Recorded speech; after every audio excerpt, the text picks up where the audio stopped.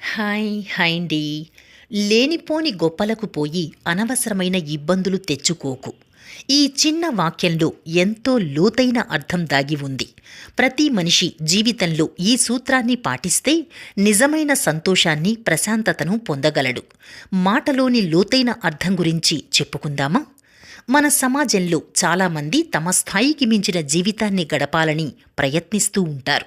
ఇతరుల ముందు తమను తాము గొప్పగా చూపించుకోవాలనే తపన వారిని కష్టాల్లోకి నెడుతుంది. ఈ మాట మనల్ని హెచ్చరిస్తుంది.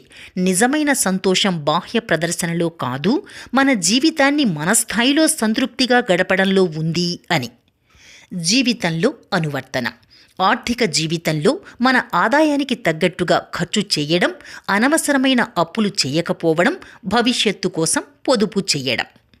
సామాజిక జీవితంలో ఇతరులతో పోలికలు పెట్టుకోకుండా ఉండడం, సొంత స్థాయిని గుర్తించి మెలగడం, నిజమైన స్నేహబంధాలను పెంపొందించుకోవడం. వృత్తి జీవితంలో నైపుణ్యాలను మెరుగుపరుచుకోవడంపై దృష్టి పెట్టడం, నిజమైన ప్రగతిని సాధించడం, అనవసర పోటీలకు దూరంగా ఉండడం. ఇక ప్రయోజనాలు. ఈ సూత్రాన్ని పాటించడం వల్ల కలిగే ప్రయోజనాలు: మానసిక ప్రశాంతత. ఒత్తిడి తగ్గుతుంది, మనశ్శాంతి పెరుగుతుంది, జీవితంపై సానుకూల దృక్పథం ఏర్పడుతుంది. ఆర్థిక స్థిరత్వం.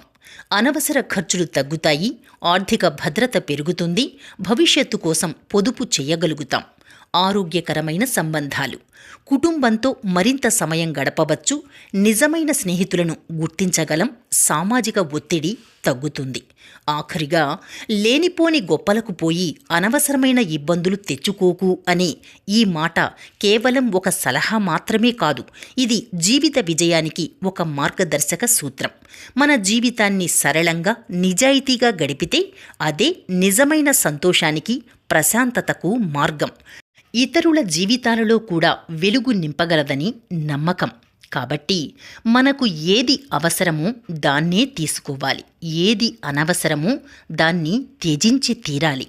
ఎదుటి వాళ్ళు ఏదో చేస్తే మనం ఏదో చెయ్యకూడదు. దీనినే పులిని చూసి నక్క వాత పెట్టుకుంది అంటారు. కాబట్టి మనకేం కావాలో మనం తీసుకోవడం ఉత్తమోత్తమం. ఏమంటారు?